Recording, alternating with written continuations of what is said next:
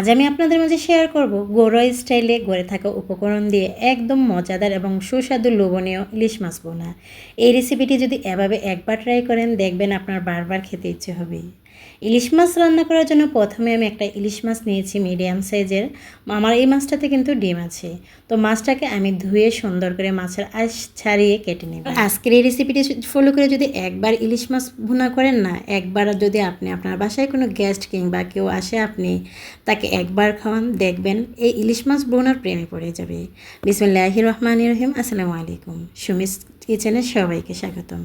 আশা করি সবাই আল্লাহর রহমতে ভালো আছেন।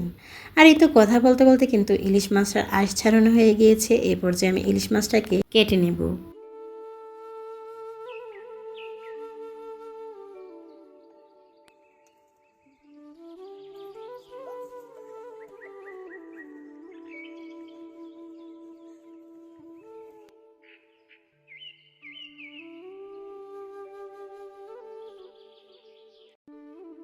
আমি ইলিশ মাছটাকে একদম ভালো করে পরিষ্কার করে ধুয়ে নিচ্ছি। ভিডিও শুরুতে সকল প্রিয় ভাই বোনদের কাছে একটাই রিকোয়েস্ট, প্লিজ আমার চ্যানেলটি সাবস্ক্রাইব করে পাশে থাকা নোটিফিকেশনটি অন করে দিবেন। আর ভিডিওতে একটি লাইক দিতে কিন্তু ভুলবেন না। ইলিশ মাছ কাটা দেওয়া তো হয়ে গেল। এই পর্যায়ে লবণ আর হলুদ দিয়ে মাছটাকে মাখিয়ে দিয়ে দিলাম তৈলের মধ্যে। চুলার আঁচটা মিডিয়াম হিটে দিয়ে আস্তে আস্তে করে আমি মাছটাকে ভেজে নিচ্ছি। ইলিশ মাছে কিন্তু বেশি মশলা ইউজ করতে যাবেন না, তাহলে দেখবেন ইলিশ মাছের স্বাদটাই নষ্ট হয়ে যাবে।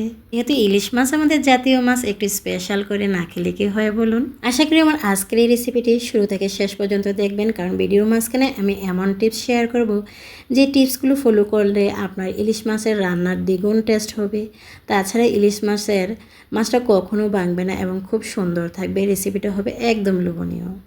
মাছটা কিন্তু ভাজা হয়ে গিয়েছে। আর এই পর্যায়ে আমি দিয়ে দিয়েছি কড়াইতে পরিমাণ মতো পেঁয়াজ কুচি। পেঁয়াজটা হালকা ব্রাউন হওয়ার পর দিয়ে দিয়েছি রসুন পেস্ট, মরিচের গুঁড়া, হলুদের গুঁড়া, সামান্য পরিমাণ দিয়ে দিয়েছি জিরার গুঁড়া। দিয়ে মশলাটাকে ভালো করে কষিয়ে নিচ্ছি। কথায় আছে না, মশলা যত কষাবেন ততই কিন্তু আপনার তরকারির টেস্টটা দ্বিগুণ হবে। যেহেতু ইলিশ মাছের মধ্যে কিন্তু বেশি তৈল লাগে না, আর ইলিশ মাছটা যদি বড় হয় তাহলে কিন্তু অলরেডি ওইটা থেকে তেল উঠে আসে। আর এই তো দেখতেই পাচ্ছেন আমি ইলিশ মাছটাকে একদম ভুনা করে নেব। এখানে আমি ঝোল অ্যাড করব না। আর দিয়ে দিচ্ছি ধনেপাতা অ্যাড করার পর না মাছের টেস্টটা মনে হয় আমার কাছে আরও দ্বিগুণ বেড়ে গিয়েছে। তো আমার আজকের এই রেসিপিটি আমার সকল প্রিয় ভাই বোনদের কাছে কেমন লেগেছে কমেন্টস করতে কিন্তু ভুলবেন না। গরম গরম ভাতের সাথে ইলিশ মাছটা কিন্তু জাস্ট জমে যাবে। সবাই ভালো থাকবেন। আসসালামু আলাইকুম।